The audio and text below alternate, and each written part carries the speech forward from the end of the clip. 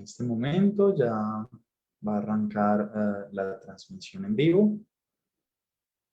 Díganme unos instantes.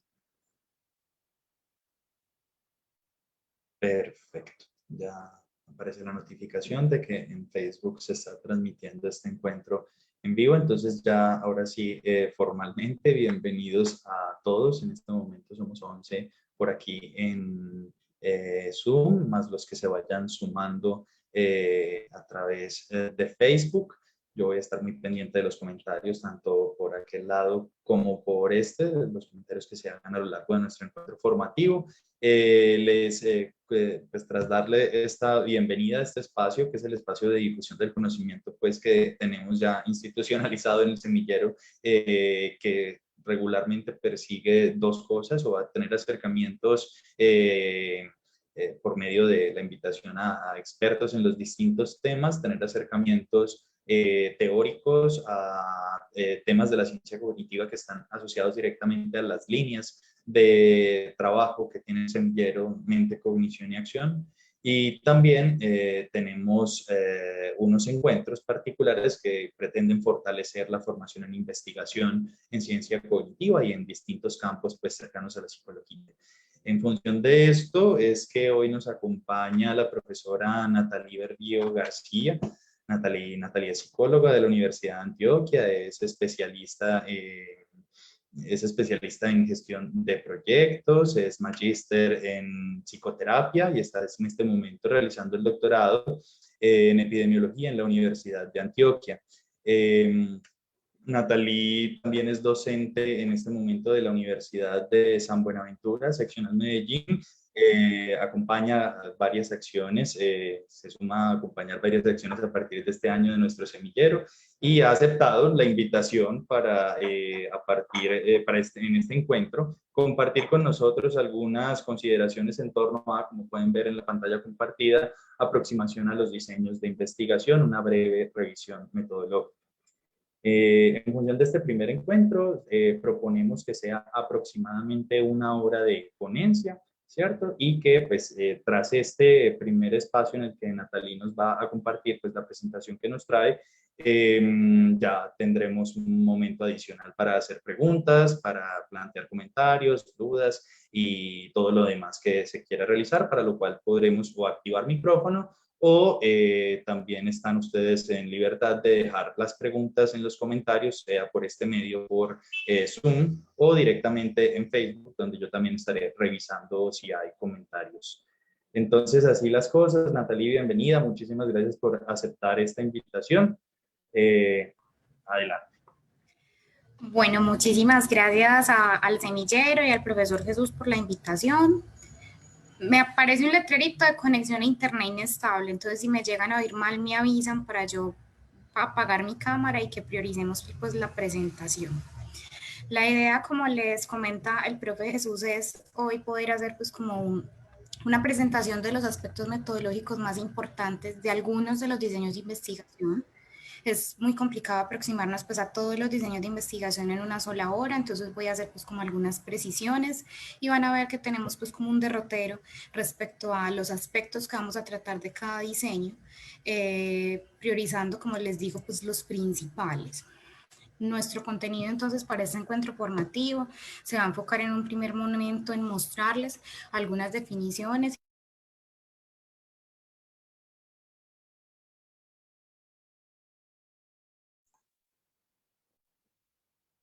y de los experimentos clínicos. Entonces vamos a iniciar con esta primera parte. No sé si fue solo a mí o un pedacito allí donde se entrecortó.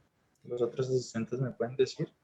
Okay. Sí, Jesús, se cortó un pedacito de la presentación. Voy entonces a detener mi video a ver si de pronto me oyen mejor. Listo. ¿Y nos puedes repetir ese pedacito sobre el contenido? Bueno, entonces el contenido que vamos a trabajar, espero que me escuchen bien, si con este internet no lo saben. El contenido que vamos a trabajar hoy tiene 3 pasos. En primer lugar, vamos a trabajar las definiciones y aproximarnos a algunas clasificaciones. Luego nos vamos a ocupar de los diseños observacionales analíticos y de los experimentos clínicos. Los otros diseños, pues mencionaré algunos dentro de la clasificación que les voy a compartir, pero pues por cuestiones de tiempo, como les digo, no vamos a alcanzar pues como a abordarlos todos, y ya si es de interés del semillero profundizarlos, pues lo haríamos en otro momento. Bueno, entonces vamos a iniciar con la primera parte, que es la de definiciones y clasificaciones. En esta primera parte tengo que hacer una salvedad, y es que tradicionalmente la psicología se ha asumido dentro de las ciencias sociales. Pues estamos hablando de nuestro país y de nuestro contexto. Pero de todas maneras, en la ley 1090 de 2006 que regula nuestra profesión, la psicología aparece con un doble estatus epistemológico, tanto como ciencia social como ciencia de la salud. Entonces, en este sentido, lo primero que quiero diferenciar son las concepciones de lo que es un diseño de investigación desde el punto de vista de las ciencias sociales, que es en el que tradicionalmente nos paramos para poder entender esto. Y también desde el contexto de la epidemiología, que es lo que voy a trabajar pues más en esta presentación. Desde las ciencias sociales, el texto clásico que conocemos de Hernández Apieri y Mendoza propone que el diseño de investigación hace referencia a un plan o a una estrategia con el fin de recolectar unos datos para poder responder satisfactoriamente la pregunta de investigación que tuvimos en nuestro planteamiento del problema. Entonces, aquí observamos una definición de diseño que es más restringida, ¿sí? Porque estamos enfocándonos solo en el aspecto de la pregunta de investigación y en un plano, en una estrategia. No estamos hablando de múltiples estrategias para poder aproximarnos a ello. Entonces, esta es pues como la definición de diseño en la que se basa la mayoría de los artículos que tenemos reportados en la literatura en este momento en psicología, en nuestro contexto. Sin embargo, como les contó el profe Jesús, pues yo soy psicóloga, pero me estoy formando como epidemióloga.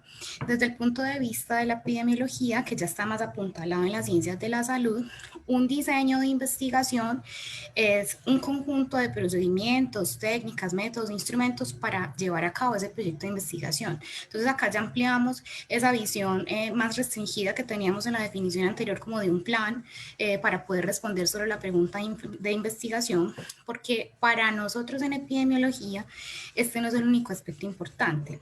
Si bien vamos entonces a darle prioridad también pues como a la elección de la población y a recolectar la información y analizar esos resultados, también nosotros en epidemiología le damos mucha relevancia a lo que tiene que ver con las hipótesis, ¿sí?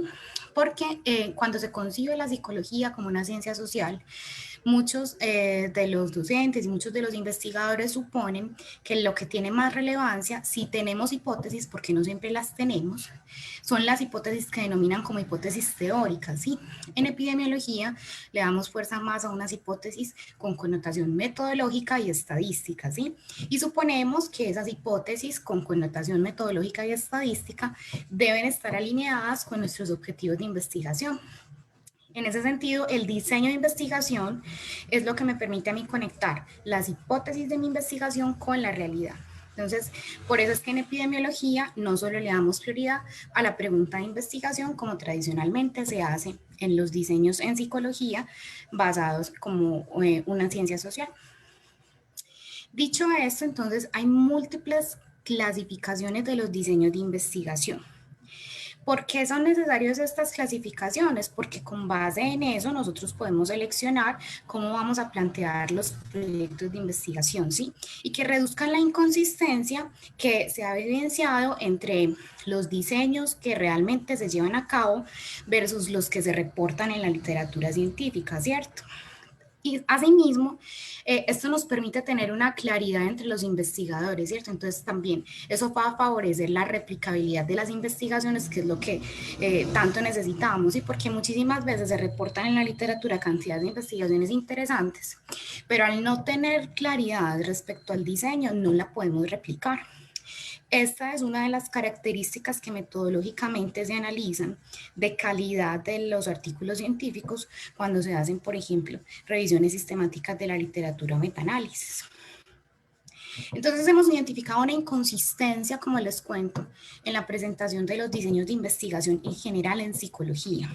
y ya se ha sistematizado las razones por las cuales ocurre esto, ¿cierto? Entonces, unas primeras razones es que hay diversos diseños de investigación disponibles, pero usualmente en la psicología se ha tendido a utilizar mucho los diseños transversales, ¿sí? Pero acá nos vamos a dar cuenta que hay múltiples posibilidades y que hay unos diseños que favorecen más que recojamos una mejor evidencia. Otra segunda razón es que hay diversas clasificaciones de los diseños existentes. Entonces, acá les voy a mostrar cómo se ha hecho una clasificación tradicional desde la psicología como ciencia social y también les traigo una de las clasificaciones en relación con los diseños que estamos usando actualmente desde las ciencias de la salud. Lo otro es que hay escasa concordancia entre los autores. Los investigadores no tienen concordancia respecto a los términos, no diferencian claramente lo que es un diseño, lo que es un tipo de investigación y los alcances de investigación, ¿cierto? Entonces no hay concordancia entre la misma comunidad científica respecto a esto.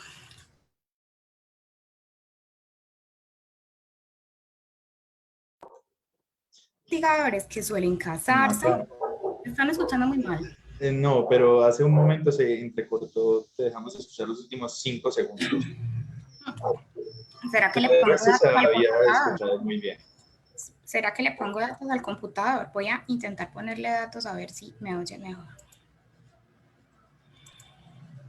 Aunque te hemos escuchado muy bien, solamente fue ese momento.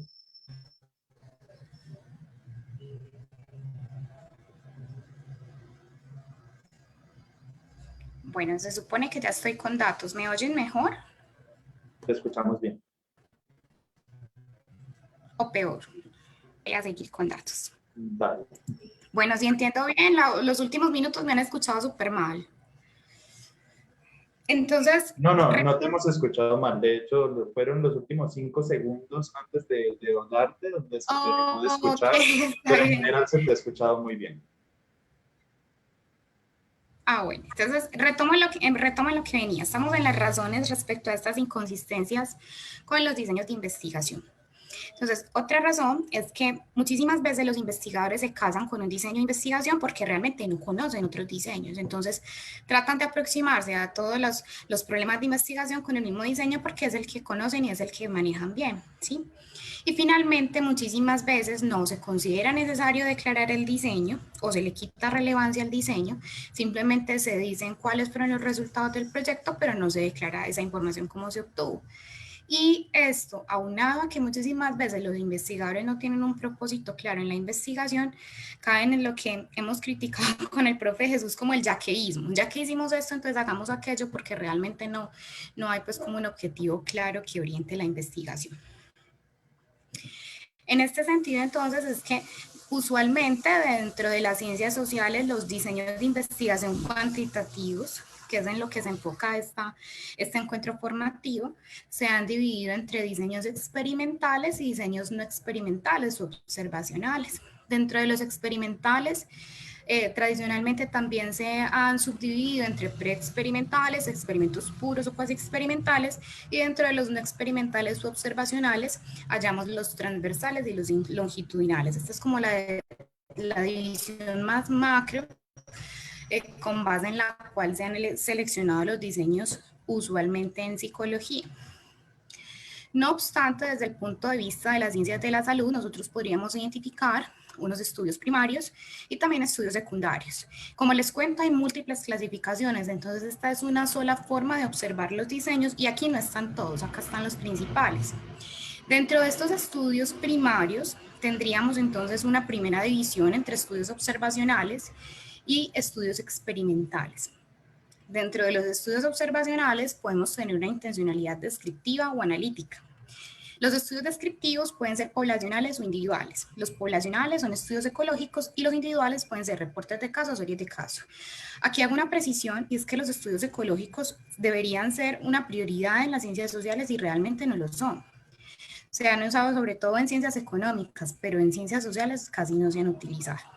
Dentro de los analíticos están los transversales o también se denominan cross-sectional o de prevalencia. casos y controles y cohortes, que es donde nos vamos a enfocar hoy, y dentro de los experimentales están los ensayos clínicos aleatorizados. El término correcto es aleatorizado, no randomizado, eso es una latinización del término que no existe. Ensayos de campo y ensayos comunitarios. Dentro de los estudios secundarios, los principales son las revisiones sistemáticas, los metaanálisis y las guías de práctica clínica. Entonces, hoy nos estaríamos ubicando en este encuentro formativo dentro de los estudios primarios. Hay un tipo especial de diseño de investigación que trabajamos con él mucho, tanto desde la psicología como desde las ciencias de la salud, que es complicado ponerlo dentro de estas clasificaciones, y es el diseño de validación de instrumentos, pero que cada vez se hace más necesario porque requerimos adaptar, diseñar y validar instrumentos que sean pues capables de utilizar evaluación de propiedades psicométricas, o cuando ya existe un instrumento, la optimización de ese instrumento. Entonces tenemos también cantidad de artículos en relación con diseños de validación de instrumentos que tienen un pie en lo psicológico y un pie en las ciencias de la salud. Acá les presento entonces ejemplos de lo que vamos a trabajar. Este, por ejemplo, es un estudio de una prueba de memoria de trabajo para niños. Se evaluaron las propiedades psicométricas allí, es un diseño de validación. Me está apareciendo el letrerito de conexión a internet inestable. No sé si me oyen bien. Sí, justamente estaba por decirte que se está escuchando con cierta intermitencia, es decir, después se sigue escuchando, pero sí hay cierta intermitencia desde que pusiste los datos. Yo creo que va mejor con la red.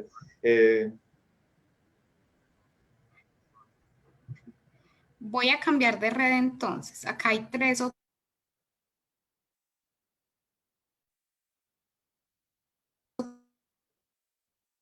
bueno, ya cambié de red. Listo. No sé si me oyen de ahí. Sí, te estamos escuchando bien. Bueno. Entonces, otro aspecto que hay que tener en cuenta es que recuerden que todos estos diseños de investigación contribuyen a las prácticas basadas en la evidencia, en nuestro caso en psicología, ¿sí? Pero acuérdense que las prácticas basadas en la evidencia son algo transversal a la ciencia, ¿sí? Entonces, todos los múltiples diseños de investigación estarían contribuyendo a esta pirámide de la evidencia, que es un esquema con el que tradicionalmente miramos cuáles son los estudios que mejor evidencia disponible reportan. En la punta de la pirámide están los metaanálisis, que son los que recopilan la mejor evidencia, sobre todo pues en relación con ensayos clínicos controlados. Ahora, yo les conté que en psicología era muy importante las preguntas, desde el diseño, cuando lo entendemos como ciencia social, pero en epidemiología las preguntas van a generar variaciones, la intencionalidad de la pregunta van a generar variaciones en la aproximación del diseño, ¿cierto? Entonces, cuando estamos hablando de una pregunta que se enfoca en el diagnóstico, allí estaríamos hablando de un diseño de test diagnóstico, de pruebas diagnósticas, ¿cierto? Por eso les decía que el diseño de validación de instrumentos es un diseño especial que no se puede clasificar dentro de estas clasificaciones tradicionales. Si nuestra pregunta es sobre prevalencia, tendríamos un diseño de corte transversal. Si es de incidencia, es decir, la aparición de casos nuevos, estaríamos hablando de cohorte. Si hablamos de riesgo en nuestra pregunta, nos sirven cohortes o casos y controles. Si nuestra intención es el pronóstico, nos sirven los estudios de cohorte. Si estamos hablando de una pregunta sobre tratamientos, los que sirven para ello por excelencia son los ensayos clínicos. Y por último, si indagamos causalidad, estaríamos entonces hablando de estudios de cohorte o de casos y controles. Hasta acá entonces tenemos la primera parte. Entonces ya les presenté las diferentes posturas respecto a los diseños de investigación, las inconsistencias que hay y las clasificaciones. Entonces luego de esto nos vamos a ocupar de diseños observacionales analíticos específicamente. Para iniciar, entonces, les propongo este algoritmo que nos permite diferenciar los estudios experimentales de los estudios observacionales y les hago una claridad. En epidemiología, nuestra variable independiente principal suele llamarse la exposición y la variable dependiente suele denominarse el desenlace. Entonces, por eso es que este algoritmo empieza preguntando respecto a si el investigador asigna la exposición, es decir, nuestra variable independiente de principal interés. Si el investigador asigna la exposición, es un estudio experimental. Si no la asigna, es un estudio observacional, porque los estudios observacionales no son estudios de intervención, si los estudios de intervención son solo los estudios experimentales. Y esa es una primera precisión que es muy importante, porque a raíz de esa dificultad con la división de los estudios, muchísimas veces se hacen asunciones o se llega a conclusiones a partir de estudios observacionales que son erradas y que solo pueden surgir de estudios experimentales. Vamos entonces a iniciar con los estudios de prevalencia o también denominados transversales o cross-sectional. Estos son diseños de investigación en los que se aplican los instrumentos una sola vez y en un punto determinado del tiempo, para medir todos los aspectos que queramos medir de ese individuo, de esos individuos. Aquí la dificultad es precisamente que al aplicar los instrumentos en un solo momento del tiempo, nosotros estamos solo observando, porque es un estudio observacional, el estado de esas variables en ese momento. Entonces, es por eso que sería un error a partir de un estudio de prevalencia hacer un pronóstico, porque es que realmente el estudio de prevalencia no me permite predecir cómo se van a comportar esas variables en ese individuo, porque yo solo lo estoy hablando en un momento, y ese es uno de los principales errores con los estudios de prevalencia, porque es un estudio observacional y puede tener una intencionalidad analítica, pero no permite hacer predicciones.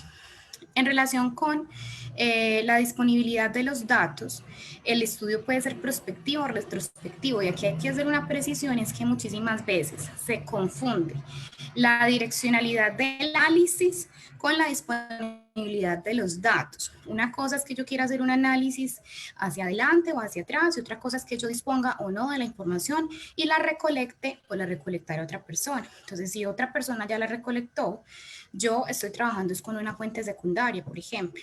Bueno, entonces el derrotero que les propongo es el siguiente: presentarles pues el concepto, las características, las etapas y los esquemas de los diseños, y siempre les propongo acá un ejemplo. Entonces acá les voy a mostrar las etapas, no las alcanzamos a desarrollar en este encuentro, pero para que por lo menos sepan cuáles son los pasos del diseño. En este diseño partimos de la pregunta de investigación, definimos los objetivos del estudio, luego definimos cuáles son nuestras variables de objeto de medición y precisamos bien la población. Aquí hay que hacer una diferencia con los estudios de prevalencia, y es que podemos tener o un censo o una muestra. Un censo es aplicarle los instrumentos a todos los sujetos, ¿cierto? Entonces allí no se obtiene una muestra porque le estamos aplicando a todas las personas. O si definitivamente población muy grande, entonces obtendríamos una muestra, que ya pues todos los métodos de muestreo son para otro encuentro. Luego de eso, entonces ya precisamos en cuál momento se va a hacer esa observación, es decir, en qué momento vamos a aplicar los instrumentos. Porque otra analogía que se hace con los estudios de prevalencia es como si tomáramos una foto, no sabemos la resolución de la cámara y tenemos que decir en qué momento tomarla, ¿cierto? Se supone que estamos definiendo el momento más apropiado. Luego entonces definimos los criterios de medición y planeamos el análisis de datos. Bueno, dentro de las características del diseño hay que tener en cuenta que los estudios de prevalencia lo que les interesa es identificar casos prevalentes. Es decir, las personas que tienen la condición de interés que yo estoy evaluando en ese momento específico, ¿sí? Si lo hablamos de una enfermedad o de la variable de interés que yo tenga en esa investigación, ¿cierto? Aquí nosotros, como les conté, definimos usualmente una variable independiente que es la de mayor interés. Entonces también nos damos cuenta si hubo personas que estuvieron expuestas o no a esa variable de interés. Este sería entonces el esquema de un estudio de prevalencia. De la población se extrae una población representativa y allí entonces ya tendríamos unos sujetos que cumplen o no cumplen con la condición que estoy estudiando, pero reitero, se realiza en un momento específico del tiempo. Entonces lo que pasó con ese sujeto antes o después de esa medición no es posible conocerlo. ¿Cuáles son las ventajas de este diseño? Es económico, es fácil de realizar, el tiempo de ejecución es corto Se puede utilizar a partir de fuentes secundarias, o sea, si ya hay bases de datos, yo puedo hacer estudios de prevalencia con bases de datos. Se sacan estimadores de prevalencia, se obtienen unos estimadores en relación con cuántas personas cumplen con esa condición. Entonces, aquí hay un asunto y es que podemos hablar de enfermedades o exposiciones, pero no podemos hablar de factores de riesgo específicamente porque eso no corresponde a este tipo de diseño. Y en este diseño podemos obtener hipótesis etiológicas, es decir, de la causa respecto a lo que nosotros estamos estudiando para que se puedan implementar otros diseños. Entonces, muchísimas veces en la línea de investigación, lo que se hace primero es un estudio de prevalencia y a partir de él se toma la decisión de continuar con un tipo de diseño que permite indagar causalidad. Y esa es la principal desventaja de los estudios de prevalencia. No se puede establecer relación causal. Y aquí hay una dificultad que es muy recurrente en la literatura científica en psicología y es que nosotros no podemos indagar causas y efectos en los estudios de prevalencia, pero a partir de ellos se hacen asunciones de causalidad con las implicaciones graves que eso puede tener en los individuos, ¿sí? El otro problema es la ambigüedad temporal, porque es que nosotros estamos tomando la información toda en el mismo momento, tanto de las variables dependientes como de las variables independientes que tenemos. Entonces esto pues no nos va a permitir hacer una asunción, ¿cierto? Que es uno de los primeros criterios de causalidad, que el efecto sea posterior a la causa. Otra vez me está apareciendo el letrerito de conexión a internet inestable. No sé si me oyeron. Sí, te hemos escuchado bien. Justo antes de que lo dijeras, se entrecortó por un segundo, pero en realidad no fue significativo. Bueno, está bien. Bueno, y aquí hago una precisión también importante y es que ya les expliqué que con estudios de prevalencia no podemos hablar de factor de riesgo. Entonces, ¿de qué hablamos allí? De factores asociados. Entonces, van a darse cuenta que en la literatura, cuando el artículo está bien denominado, debe decir factores asociados con la variable dependiente de interés que ustedes tengan, ¿cierto? Si dice factores de riesgo y dice que es un estudio de prevalencia, sospecha de ambigüedad en el diseño, ¿cierto? Y de las conclusiones a las que esté llegando ese investigador o ese grupo de investigadores. Este es el diseño que asumimos que tiene mayor vulnerabilidad en cuanto a sesgos, ¿sí? Entonces podemos tener muchísimos errores de medición, sabemos que ninguna medición es perfecta, que siempre tenemos un margen pequeño de error, pero en los diseños de prevalencia es muchísimo mayor la posibilidad de tener sesgos en la medición. Hay otro problema y es que este tipo de diseños no sirve para enfermedades raras, porque es que si la enfermedad es rara y yo estoy evaluando a la persona en un momento específico en la línea de tiempo, puede que ahí no tenga las condiciones de esa enfermedad rara. Entonces, para enfermedades raras, este diseño no nos sirve. Bueno, entonces acá les pongo una infografía de Pictoline que resume muy bien lo que les cuento de que se están haciendo muchísimas veces conclusiones de causalidad a partir de estudios de prevalencia cuando realmente no podemos asumir eso a partir de estudios de prevalencia. Y esto es de investigaciones sobre la felicidad a partir de encuestas que se han hecho en relación con estudios de prevalencia respecto a la felicidad y muchísimas veces se asumió que la infelicidad causaba mala salud y ya lo que se han dado cuenta con estudios experimentales es que la mala salud sí causa infelicidad. Es decir, que todavía podemos seguir amargados porque realmente no se estableció la causalidad como era. Este es un ejemplo entonces de un estudio de prevalencia, como les cuento, si el título está acorde con el diseño, entonces diría que son factores asociados. Entonces acá es trastorno por atracón, prevalencia, factores asociados y relación con la obesidad en adultos jóvenes universitarios. Bueno, este es el primero de los estudios observacionales. Vamos ahora a estudios de casos y controles. Como les contaba, en psicología la mayoría de las veces trabajamos con estudios de prevalencia, pero realmente les voy a mostrar ejemplos de que acá también podemos trabajar con los otros tipos de diseños, pero usualmente no lo hacemos. En los estudios de casos y controles, entonces, observamos una sola vez un grupo de casos que sean representativos de una población. Usualmente la idea es encontrar en ellos un desenlace, o sea, una variable dependiente que puede ser rara, ¿cierto? Y compararlos con unos controles que tengan, pues, hipotéticamente unas características similares. ¿Qué es lo que pasa acá? los controles no pueden ser tan iguales a los casos que estadísticamente yo no pueda compararlos, ¿cierto? Pero tengo que garantizar, lógicamente, que los controles lo sean, es decir, que no tengan la condición de los casos. Si es una enfermedad, que no la tenga. Entonces, con la selección de controles hay que tener muchísimo cuidado porque no pueden tener la condición del caso, pero tampoco pueden ser tan iguales que no sean comparables o tan diferentes que no sean comparables. Entonces, la justa medida con los estudios de casos y controles es muy importante. En relación con las propiedades del diseño, acá también podemos tener una intención del investigador que es analítica, pero la direccionalidad del análisis es siempre hacia atrás. ¿Por qué siempre hacia atrás? Porque nosotros partimos de que ya la persona tiene la enfermedad o la condición. Entonces lo que hacemos es mirar cuáles fueron las variables que pudieron haber generado que esa persona desarrollara la condición y la otra no. Por eso es que hablamos de casos y controles. Pero la disponibilidad del dato sí varía, porque es que yo allí podría tener una información prospectiva o puede ser retrospectiva o es ambispectiva si tengo datos que ya están documentados, pero también empiezo a recolectar datos. Vamos a poder tener todas esas múltiples opciones dentro del diseño. O sea, cuando se haga un estudio de casos y controles, hay que aclarar, por ejemplo, cómo fue la disponibilidad del dato, y esto usualmente no se hace tampoco en los artículos. ¿Cuáles son las etapas del diseño? Tenemos entonces primero que seleccionar un objeto de estudio que sea un evento que les aclaré que con prevalencia no lo podíamos hacer, con casos y controles, y entonces usualmente se selecciona un evento raro que sea difícil de captar o seguir en el tiempo. Identificamos primero los casos y seleccionamos una o más exposiciones, es decir, las variables independientes que se pudieran asociar con esa condición del caso. Formulamos entonces la hipótesis de asociación entre estos dos y fijamos los criterios de cómo vamos a definir un caso y cómo vamos a definir un control.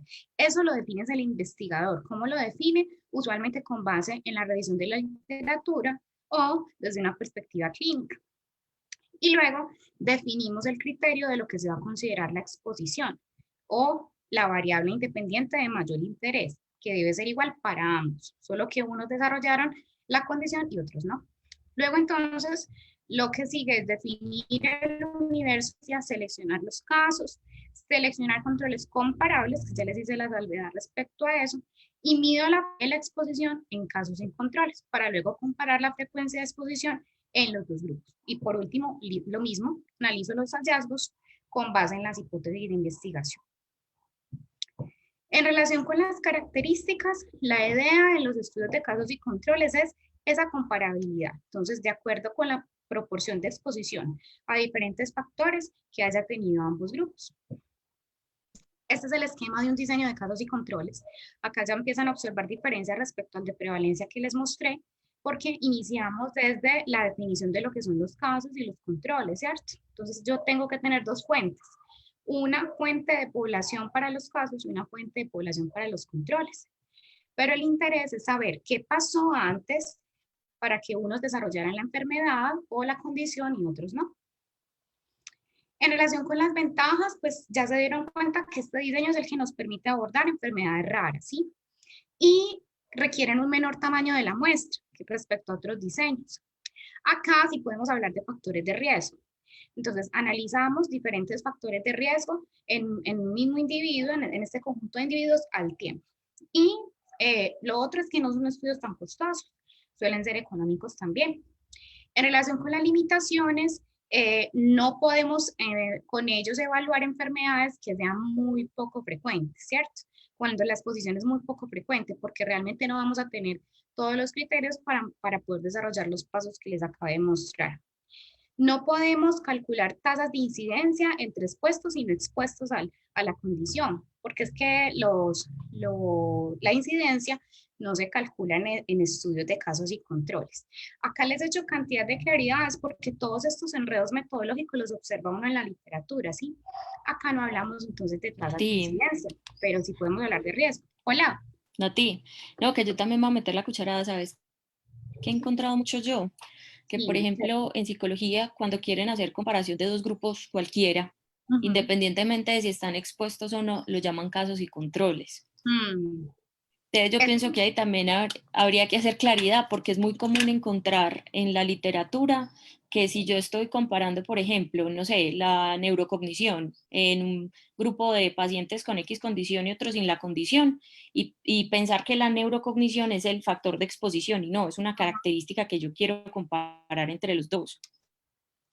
Y ahí, en relación con lo que dices, Ceci, otro problema que he visto yo mucho es que el análisis estadístico no define que sea un estudio de casos y controles. Y es que cuando llegan al análisis estadístico, usualmente no han planeado el análisis, entonces cuando comparan los grupos, ya asumen que eso cambió de diseño porque el análisis que están planteando es un análisis de comparación, eso no tiene nada que ver ahí. El otro error es lo que tú dices, que muchísimas veces se asume como si fuera una variable de interés, lo que es una condición de la población. Y eso también es, pero notorio en la literatura científica. Yo acá solo estoy mostrando generalidades, pero realmente los errores metodológicos en la literatura y los investigadores luego tenemos problemas para poder basarnos en esos estudios, sea para replicarlos o sea para incluirlos en revisiones sistemáticas. Ceci, muchas gracias. Bueno, entonces, en relación con las limitaciones, para finalizar con las limitaciones, la selección de los controles es muy complicada por lo que les dije, porque es que tienen que ser comparables, pero en la justa medida. Entonces, definir lo que es un control adecuado es muy complicado. Hoy otra vez conexión a internet inestable. Bueno, entonces definir lo que es un pero control... se te está escuchando bien. Bueno, ya está haciendo puchero. Definir lo que es un control adecuado es muy complicado porque muchísimas veces la selección de los controles la hacen súper salvaje. Entonces, ni siquiera definen unos controles comparables, por ejemplo, del mismo centro de salud, de la misma universidad, del mismo lugar de trabajo, etcétera, sino personas al azar que comparan, ¿cierto? Hay que tratar de que tengan más o menos las mismas edades, hay que tratar que tengan pues como condiciones similares. Inclusive hay métodos de selección de controles que no alcanzamos a mirar para definir cómo se va a hacer ese análisis de comparabilidad. Bueno, eso en general pues, respecto a las limitaciones. Acá entonces les presento un ejemplo de los estudios de casos y controles. Este es con el método de autopsia psicológica, evaluando factores de riesgo y protectores en el suicidio. Entonces miren lo que les decía. Cuando ustedes observen estudios de prevalencia que hablen de factores protectores, eso usualmente está partiendo de una asunción errónea, ¿cierto? Porque metodológicamente factores de riesgo y protectores los identificamos es con casos y controles. Vamos entonces para estudios de cohorte, que es el último estudio observacional que vamos a trabajar el día de hoy. Los estudios de cohorte son estudios longitudinales, entonces acá evaluamos la misma población mínimo 2 veces, es decir, tenemos que aplicar los instrumentos mínimo en 2 momentos, ¿sí?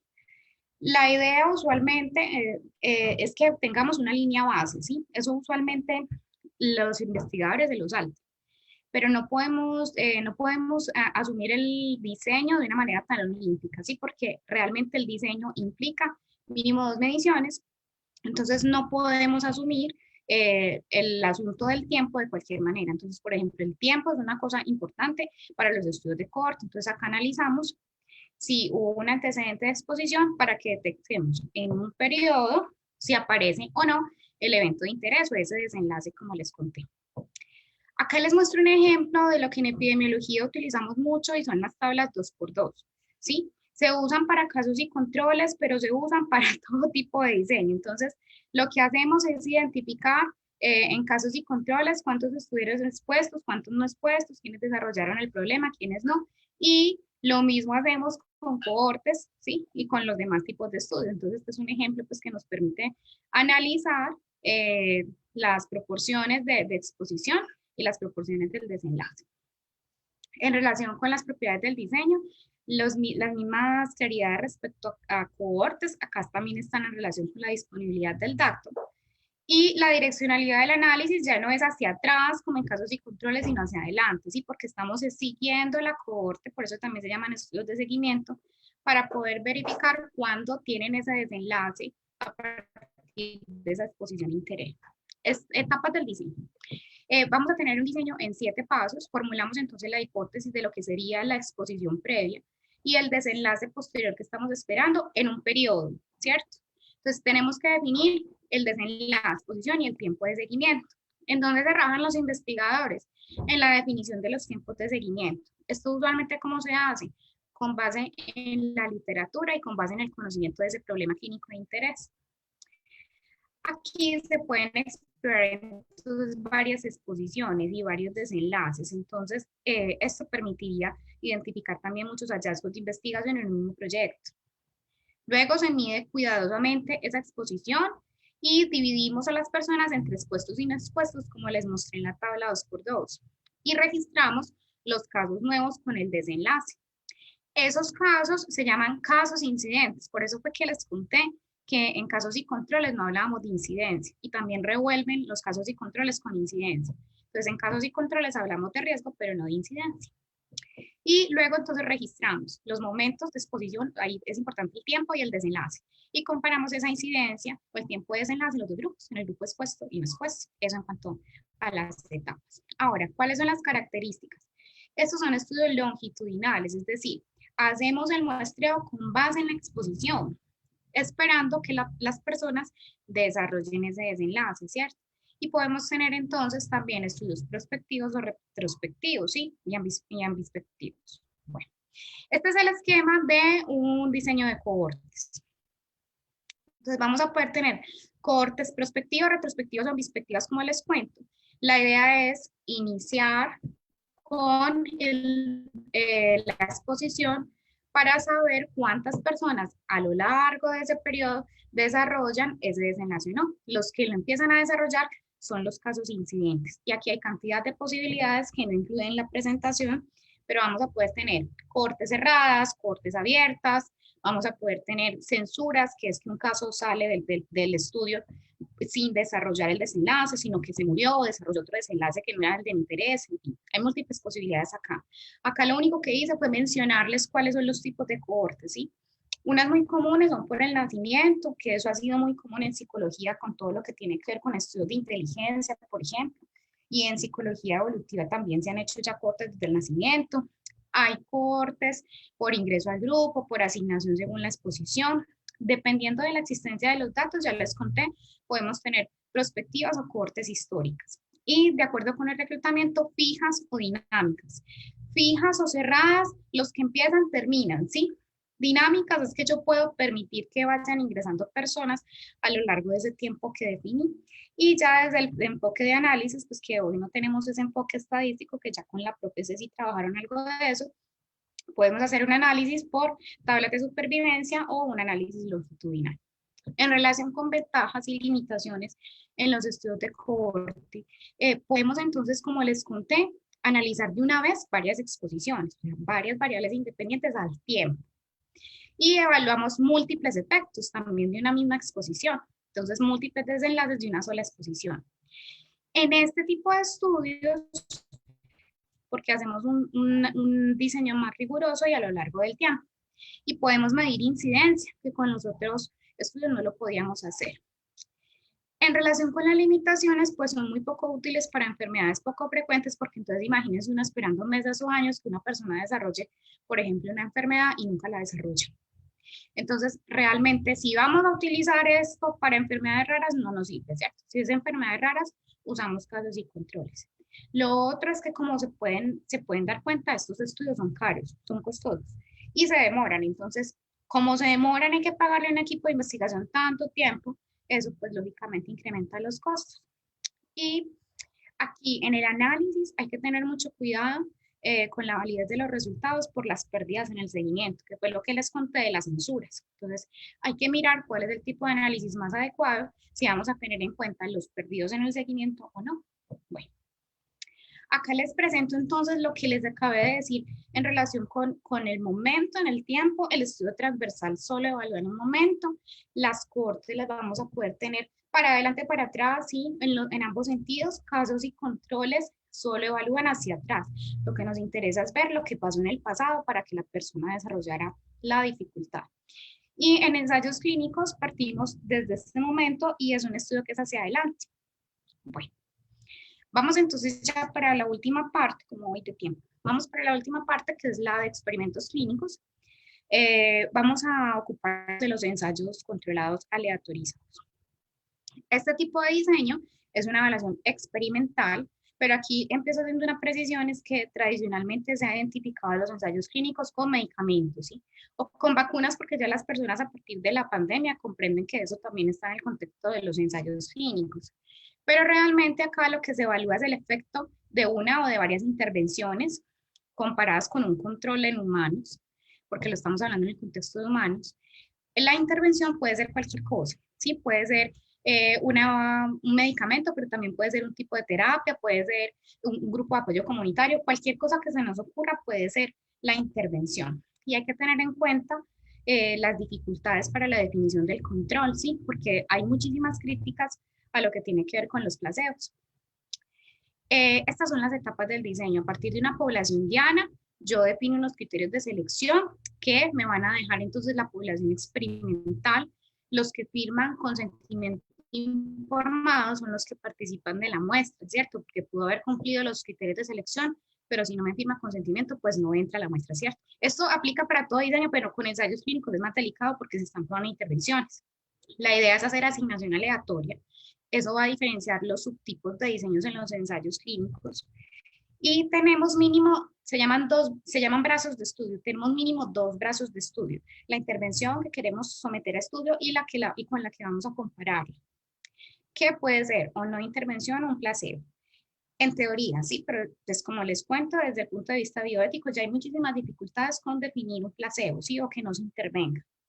Luego también pasa lo mismo que con los estudios de seguimiento que acabamos de ver, tipo cohortes, y es que puede haber pérdidas de seguimiento, abandonos, eso también se tiene que tener en cuenta en los análisis con los ensayos clínicos, y analizamos las respuestas a ambas intervenciones y las comparamos para poder llegar a una conclusión respecto a la eficacia.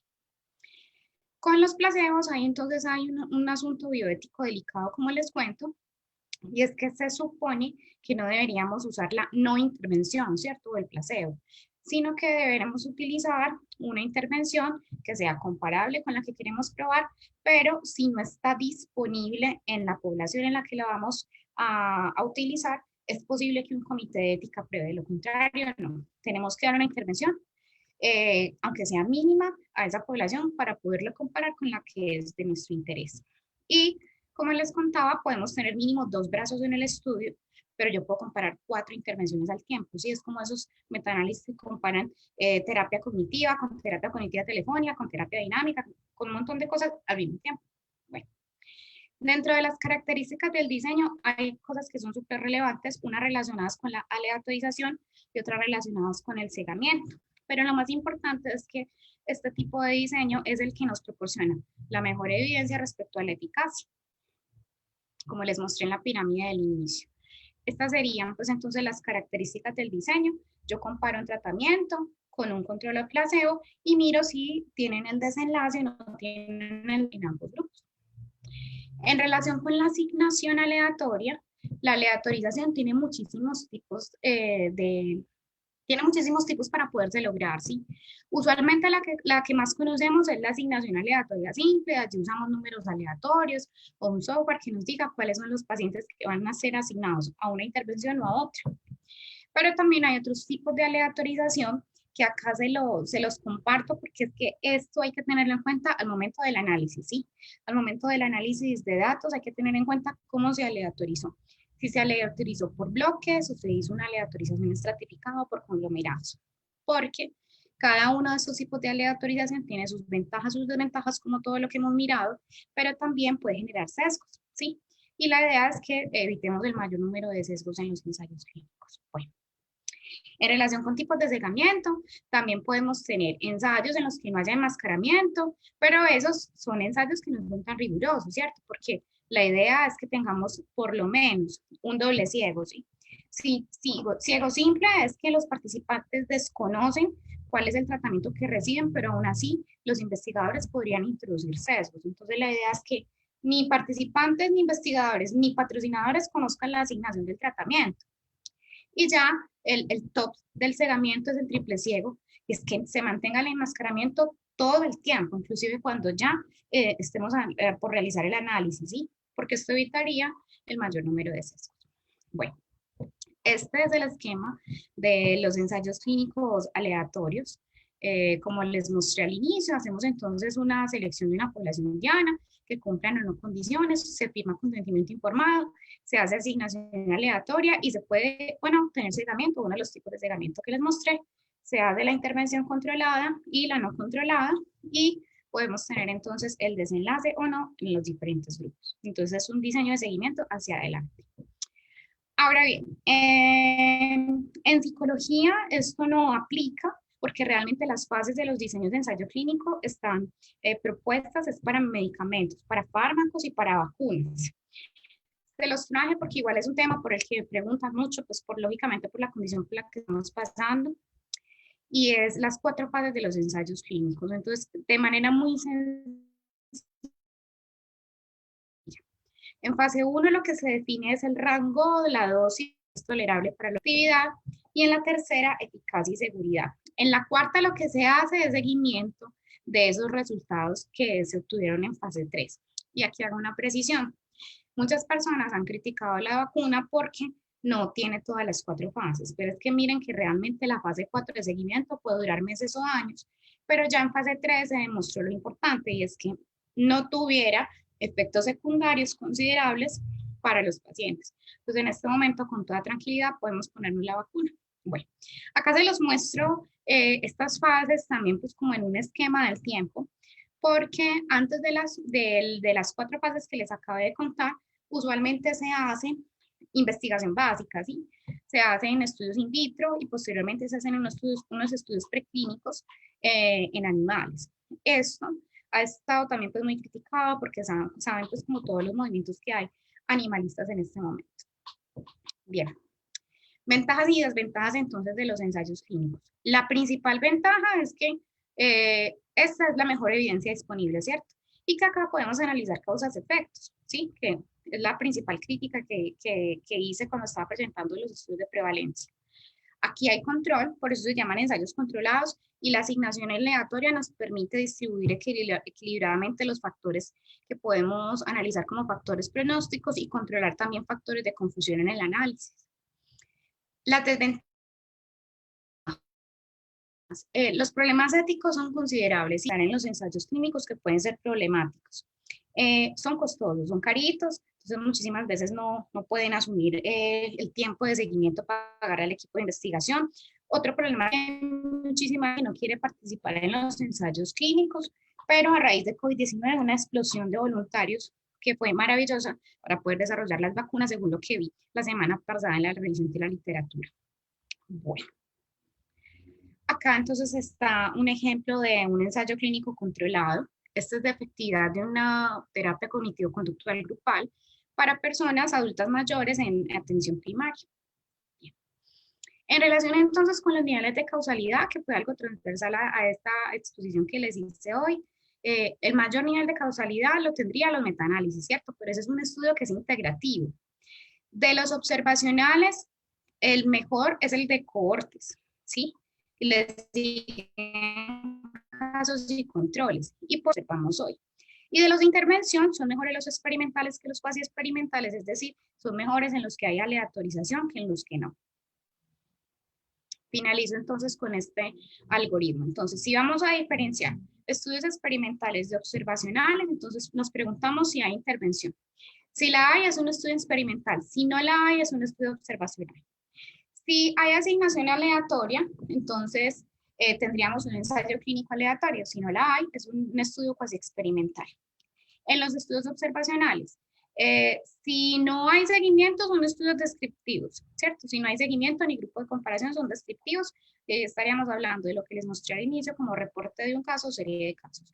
Y si hay seguimiento o si hay grupo de comparación, entonces son estudios analíticos. Y ya dependiendo del sentido del análisis, tenemos los diferentes tipos de diseños. Entonces, si analizamos factores de riesgos que producen enfermedades, es cohortes.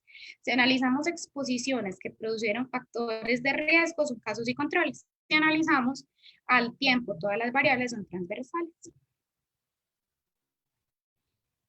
Bueno, ahora sí, profe Jesús, ¿qué dudas hay? ¿Qué comentarios? Bueno, muchísimas gracias. No les dije que esta presentación está online y que el profe se las puede compartir en redes sociales.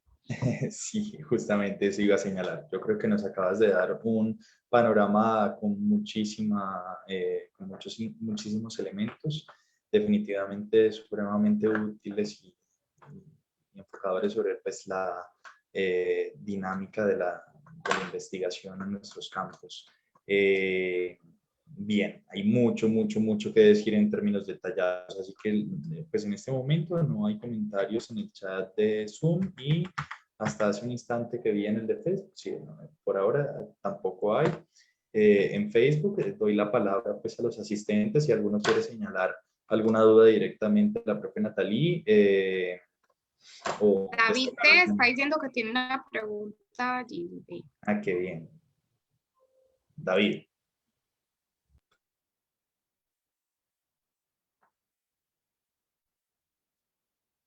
¿La vas a estudiar? De pronto la va a escribir. A lo mejor sí. Bueno. Ok. Listo. Mientras que David puede tomar apuntes para la pregunta o activar el micrófono, ¿alguien más quiere hacer la intervención?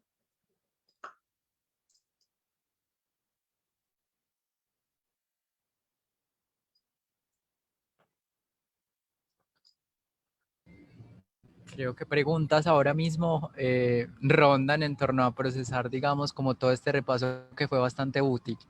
Pero sí Gracias, reiterar pues, los Osvaldo. agradecimientos. Muchas gracias, Nata.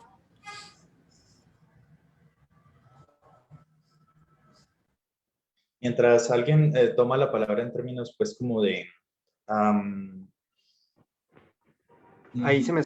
Ah, qué bien. Sí, dale, dale.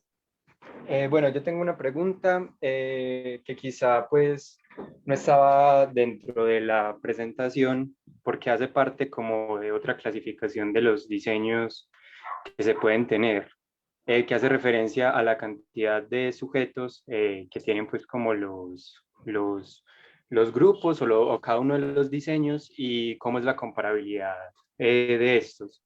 Me refiero pues como a los diseños intrasujeto o entre sujetos, perdón. Ese, me imagino, supongo que esa sería la primera pregunta, que cualquiera de estos diseños donde se tiene en cuenta es la cantidad de sujetos y la comparabilidad del tratamiento, es transversal a todo lo que nos acabas de dar. O sea, yo puedo tener, independientemente de los diseños que nos acabas de mostrar, hacerlos intrasujeto, entre sujetos, o solamente aplicarían para algunos.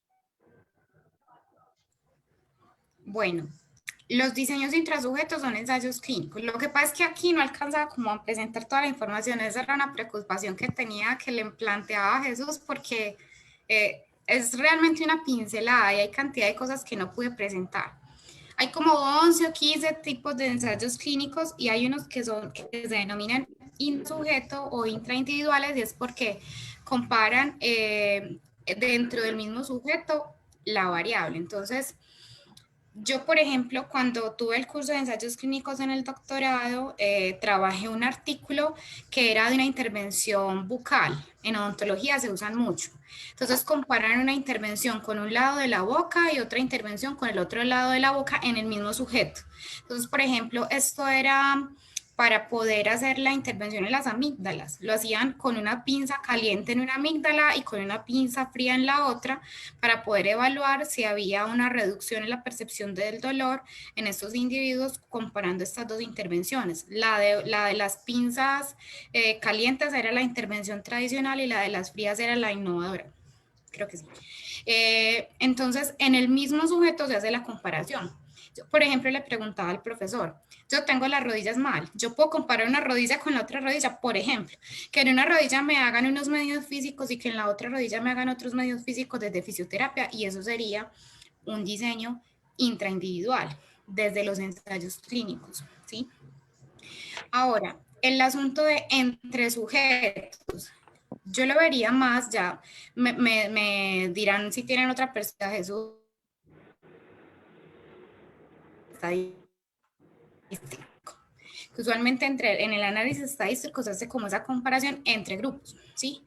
Pero desde los tipos de diseños usualmente no hacemos una comparación entre, como te dije David, con el ensayo clínico intraindividual. Dentro de los ensayos clínicos hay, por ejemplo, ensayos clínicos paralelos, que es como el tradicional, entonces una intervención se compara en otra, pero por ejemplo hay unos que son muy chéveres, que son ensayos cruzados, y es que primero se tiene un grupo con una intervención y otro grupo con la otra, y luego hay como un periodo que definen como de lavado los salubristas, y luego entonces cruzan la intervención, entonces los que estaban con la intervención 1 pasan con la intervención 2 y viceversa. Allí, por ejemplo, desde el análisis estadístico en este tipo de ensayos clínicos que es cruzado, podríamos hacer un análisis entre sujetos, ¿cierto? De comparabilidad, de cuál es la diferencia entre un grupo y otro por intervención. No sé, David, si de pronto te enredé más. No, entiendo, pero sí me genera pues como dudas de por qué solamente en los ensayos clínicos o en ese ámbito.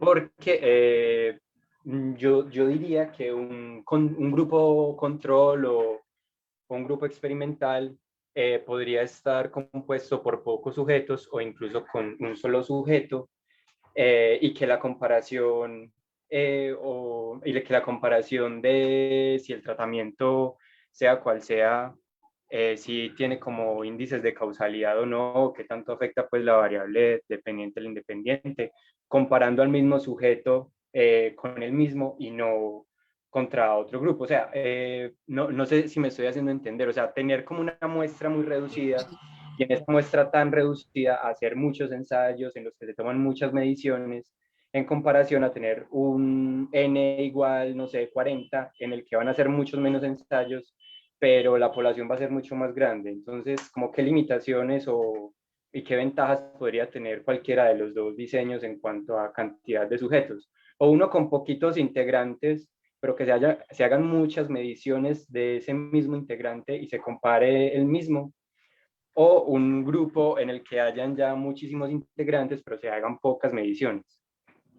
Bueno, lo que pasa es que el contexto de tu pregunta, David, no está en lo que trabajamos hoy, pero ya que me contextualizaste más, sí hay unos diseños que son los diseños n igual a 1, en el que el sujeto es su propio control.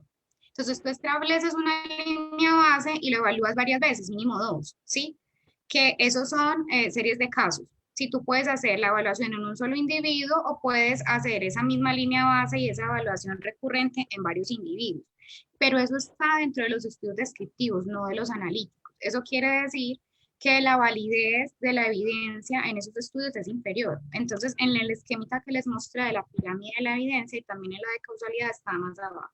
Pero allí en esos estudios de n igual a 1, el control es el propio sujeto. También en las series de casos los controles pues son los mismos sujetos, lo que pasa es que tú haces comparables esos controles y allí sí podrías hablar de diseños entre sujetos, ¿cierto?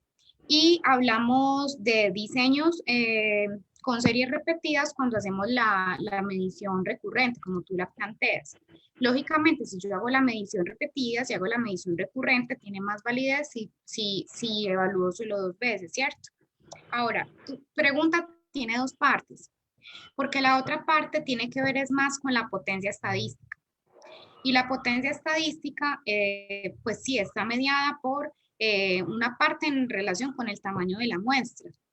Pero es que el tamaño de la muestra no es todo. Sí, nosotros tenemos sobrevalorado el tamaño de la muestra y muchísimas veces es más importante la representatividad de la muestra en los estudios.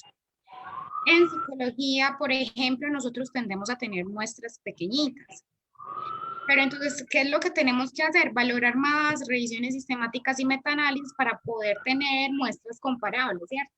Pues a partir de esas muestras pequeñitas, yo puedo tener una comparabilidad también que desde la literatura yo puedo observar, bueno, estos pacientes de este estudio o estos individuos de este estudio son comparables. Entonces, yo no te puedo dar una respuesta tajante en relación con que, bueno, es mejor más mediciones en un grupo pequeño que menos mediciones en un grupo grande, porque es que desde la potencia estadística, el tamaño de la muestra, es algo que genera un mayor efecto, ¿cierto? Entonces, a nosotros nos interesa evaluar el tamaño del efecto, ¿sí? Y no estoy hablando del tamaño del efecto solo en ensayos clínicos, porque también ese tamaño del efecto se mide en los otros tipos de diseño, ¿sí? Solo que las medidas de asociación varían de un diseño a otro. Yo eso no lo incluí en la presentación. Fue una decisión que tomé y le conté a Jesús porque ya me metería en lo estadístico y ahí sí nos quedamos, ¿sí? No sé si de pronto yo me aproximé más como a la respuesta a tu pregunta. Sí, era muchas cosas ahí. Sí, era exactamente eso, y era sobre todo por el potencial estadístico que ya acabas de decir. Supongo que tener una muestra mucho más grande, eso, pues podría ser como más plausible de que entonces el tratamiento que yo le estoy dando efectivamente sí sea, pues como que la variable sí esté afectando la otra, y que estos datos se puedan pues como generalizar de cierta manera, y que cuando el N es 1, no, bueno, se puede generalizar en el grupo, bueno, no sé, que ya, que no. Sí, esta es otra discusión, porque a ver, una muestra grande, grandota, garantiza que sean lindas, ¿sí? Entonces uno tiene unos tamaños de efectos súper lindos y unos intervalos de confianza estrechos que me garantizan que realmente ese efecto está dentro de ese intervalo, porque nosotros miramos las dos cosas, no solo el valor de P que ha sido tan criticado y creo que lo abordaron con Ceci, ¿cierto? Entonces eso es bueno en ese sentido, pero ya la inferencia, eso es delicado porque si la muestra es grande, pero no es representativa, yo no puedo hacer inferencia. Entonces ese es el mayor problema que tienen los estudios ahora. Pueden conseguir muestras muy grandes, pero no garantizan representatividad. Entonces, las dos, si no es representativa, yo no puedo generalizar, que es el término que tú utilizaste para inferir a unas personas lo que yo encontré en otras, ¿cierto? Entonces, allí hay que tener pues como cuidado con eso porque los investigadores garantizan muestras grandes, inclusive hacen estos métodos de bootstrapping para poder simular muestras más grandes, pero realmente la generalización o esa inferencia a otro tipo de población, eso hay que cogerlo con pinzas. Es delicado. Listo, bueno, gracias. Con preguntas, hablé de todo. El profe Heiner escribió algo en los comentarios, no sé, profe, si quieres tú mismo leerlo. Hacer que los nuevos investigadores... Bueno, de pronto es que no puede. Pensemos en los diseños de investigación y los métodos. ¿Cómo estimularías eso tan necesario? Ay, no, internet inestable. Sí, se te entrecortó un poquito. Pero bueno, sí, para los que están desde Facebook y no ven el chat por aquí, la pregunta del profe Heiner es, ¿qué harías para favorecer que los nuevos investigadores pensemos en los diseños de investigación y los métodos de análisis de datos de nuestras propuestas? ¿Cómo estimularías esa reflexión tan necesaria? Bueno, yo creo, Heiner, en primer lugar, que son múltiples acciones. En primer lugar, los semilleros de investigación favorecen eso, porque es que los semilleros de investigación están dentro de la investigación formativa.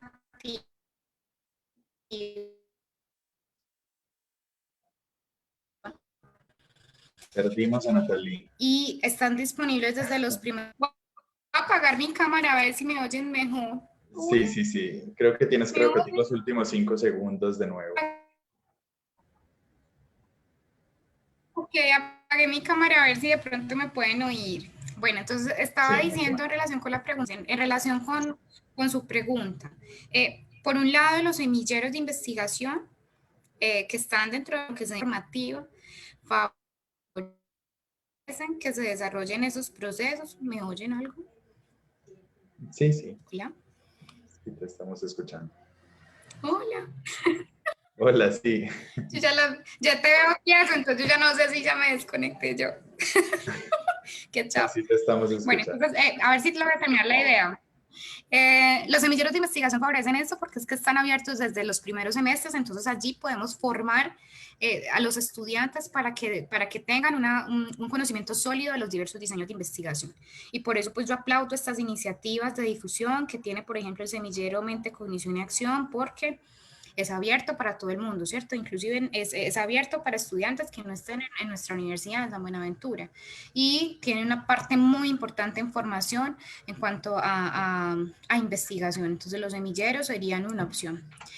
Otra opción es que tenemos que aumentar desde lo curricular, los criterios de calidad que exigimos, por ejemplo, en los proyectos de investigación tipo trabajo de grado, porque la mayoría de los trabajos de grado, si bien se realizan como diseños transversales por el tiempo disponible para poder desarrollar estos proyectos, eso no les resta rigor, ¿cierto? Entonces, aumentar esos criterios de calidad desde los trabajos de investigación, tipo proyectos de pregrado, también lo podemos hacer, ¿sí? Desde lo curricular, usualmente las universidades definen cuáles son las opciones de trabajos de grado, ¿sí?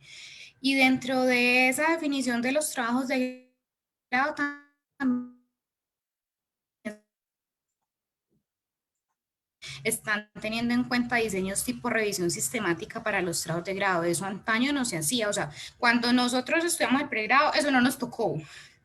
Se hacían eran puros estudios descriptivos y se restaba importancia a los estudios analíticos o se hacían malos estudios analíticos y nunca imaginamos hacer estudios que recopilaran la evidencia, como si los logramos hacer ahora en los trabajos de grado. Esa es otra acción, ¿sí? Desde lo administrativo me parece importante garantizar que los docentes que tengan cursos de investigación sean investigadores, porque hay muchísimas universidades, no es el caso de San Buenaventura porque es muy rigurosa con eso, que en el curso de investigación colocan al docente que le sobró horas, ¿cierto? Entonces le sobró horas en su plan de trabajo, pongámoslo a dar un curso de investigación, o pongámoslo a asesorar trabajos de grado que ni siquiera conocen, ¿cierto? Y nunca han investigado nada. Eso es un problema porque ya tenemos entonces un problema desde el aprendizaje social, ¿cierto? No es un buen modelo para los estudiantes que tiene a su cargo.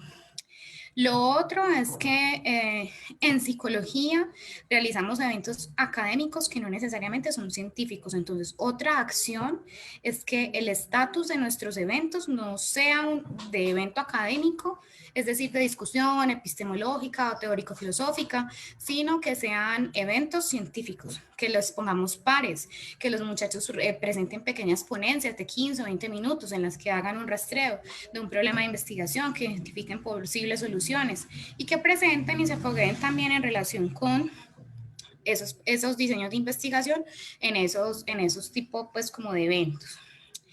Bueno, hay cantidad de cosas allí. Lo otro que se me ocurre es que la mayoría de las personas no conocen el modelo de medición del Ministerio de Ciencias para los investigadores, no saben ni siquiera cuáles son los tipos de publicaciones, que tenemos ponencias, que inclusive estos ejercicios que hace el semillero o entrevistas y todo eso, tienen un carácter científico, ¿sí? Entonces, también respecto a esto hay que psicoeducar en relación con que, bueno, la única manera de aproximarse a la investigación no es el tradicional artículo, ¿cierto? Sino que hay múltiples maneras de aproximarse a la investigación. En fin, ahí pues me aproximé como algunas cosas que se me ocurren para la pregunta que tiene el profesor Heiner, pero es una cosa a discutir, es largo y tendido, es como para un foro, es como para un foro. Hace un rato César tenía la mano alzada, no sé César si la bajaste porque ya... Buenas tardes para todos. En una pregunta para la profe Natalie, que pronto podría parecer obvia, ¿cierto? Entonces, por eso tenía la duda de hacerlo, si no. Pero cuando, digamos, estamos frente a una investigación y estoy eligiendo la metodología o el diseño de investigación, muchas veces elijo este diseño por el nivel de análisis que quiero alcanzar, ¿cierto? O por los resultados que, digamos, quiero obtener. Pero ¿qué tanta relevancia tiene el fenómeno que estoy estudiando en el diseño, ¿cierto? O sea, ahí definitivamente todos los fenómenos se pueden estudiar con diferentes niveles de análisis, o hay fenómenos que definitivamente me van a obligar a elegir unos sobre otros. Bueno, esa es una pregunta más con una connotación epistemológica, ¿sí? Que de nivel de análisis, ¿sí? Porque es que realmente la principal razón para escoger un diseño es la plata. Pues, o sea, no quiero ser como tan escueta, pero realmente sí. O sea, la primera razón es, ¿usted tiene presupuesto o no tiene presupuesto? Si no tiene, entonces eso ya lo ubico dentro de estudios observacionales y que no impliquen seguimiento. Entonces ya ahí excluí los experimentales y cohortes. La otra razón es el tiempo. Y si usted no tiene tiempo, pues no puede hacer un casos y controles, ¿cierto? Entonces nos dedicamos a los estudios de prevalencia. Entonces, con base en plata y tiempo se toman las primeras decisiones en relación con eso. Ya sí, luego de eso, entonces uno dice, listo, ¿cuál es la intencionalidad del análisis que tengo? Pero ¿qué es lo que sucede? Yo creo que muchísimas veces lo que se define como, bueno, las cosas del trabajo en el caso, ya ahí como que llegó algo. Lo que se define como el nivel de análisis, muchísimas veces es como una escasa comprensión del alcance de la investigación. No sé si me hago entender, porque es que tenemos también alcances allí en la investigación relacionados con la intencionalidad del análisis, ¿cierto? Entonces, por ejemplo, tradicionalmente se ha dicho que la investigación cualitativa es descriptiva, pero realmente la investigación cualitativa en los niveles de evidencia es exploratoria, ¿sí? Y el análisis en las investigaciones descriptivas es un análisis de estadística descriptiva. Por ejemplo, es un error irse a análisis de estadística inferencial con estadística descriptiva, ¿cierto? Cuando estamos hablando de un alcance descriptivo. Finalmente, entonces, no todos los problemas de estudio pueden abordarse desde todos los planes de análisis, ¿cierto? Porque es que el plan de análisis tiene que estar alineado con los objetivos del estudio y los objetivos del estudio se derivan de la pregunta de investigación y la pregunta de investigación se construye con base en esa variable de interés, ¿cierto? Entonces, esa variable de interés no se puede abordar con cualquier plan de análisis, ¿sí? Por lo menos estadísticamente estamos maniatados, ¿sí? Porque realmente los objetivos deben estar alineados con ese tipo de análisis. Entonces, realmente la finalidad del análisis está definida desde la primera parte de tu protocolo de investigación. Entonces, no todo problema de investigación se puede abordar con cualquier plan de análisis. Y pues no incluí esto en la presentación. Hay diferentes planes de análisis, opciones de análisis, dependiendo pues del diseño de investigación, que tratan de evitar sesgos en ese análisis, ¿sí? Y hay unos más indicados que otros. Entonces no sé si de pronto allí alcancé pues como a responder tu pregunta. Sí, muchísimas gracias. Un gusto.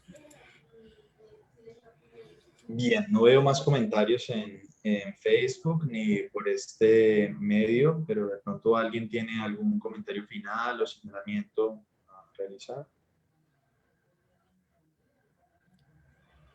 Ve, el profe Heiner volvió y escribió, bueno, los coloquios académicos me parecen muy estimulantes. Sí, sí, pero yo pienso que debe ser una cosa que debe trascender la discusión de mi casa es más grande que la tuya. Y debe ser pues como algo centrado realmente en lo científico. Profe Natalie, muchísimas gracias por este espacio tan generoso, pues compendiaste un montón de material que sabemos has recopilado a través de distintos momentos de la formación y también de cursos que das en otros espacios y esto le da un valor muy importante a estos encuentros formativos donde lo que perseguimos es eso, difundir, hacer difusión del conocimiento que permita que la investigación que hacemos desde nuestras áreas pues tenga una mayor calidad. Creo que sin lugar a dudas pues este material que nos vas a compartir, que está en Genially, ¿cierto? En esta plataforma, va a ser de obligada referencia también para futuros acercamientos de nuestro semillero y seguramente también será de utilidad para muchas personas que puedan acceder a él a través de las redes sociales. Les recuerdo a todos los demás pues que este espacio, la grabación de este encuentro va a quedar colgada en Facebook y a partir de mañana o pasado mañana estará también en los IGTV de Instagram. Por si ustedes quieren volver, escucharla con toda pausa, pausar cada vez que Natalie decía una frase para comprenderla, meditar y continuar. Y bueno, también haremos llegar todo el material de la presentación. Muchísimas gracias a todos los presentes, muchísimas gracias, profe Natalie. Seguramente después convendrá que nos extiendas o que tengamos otros espacios para trabajar a profundidad varios de los diseños que has planteado y que apenas hemos presentado de manera general. Por ejemplo, los de metaanálisis y revisiones sistemáticas son tan necesarios y lo puntualizaste en varios momentos. Ese tipo de estudios secundarios aún no son lo suficientemente reconocidos en nuestro campo, ¿no? Bien, entonces así las cosas. Muchísimas gracias a todos. Nos vemos en el próximo encuentro formativo al final es el martes de la última semana de marzo. Sí, de marzo, y estaremos trabajando pues ya otros temas asociados a nuestras líneas de trabajo.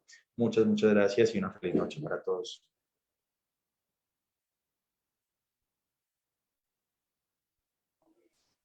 Chao, gracias, nos Chao, vemos. gracias a ustedes, besitos.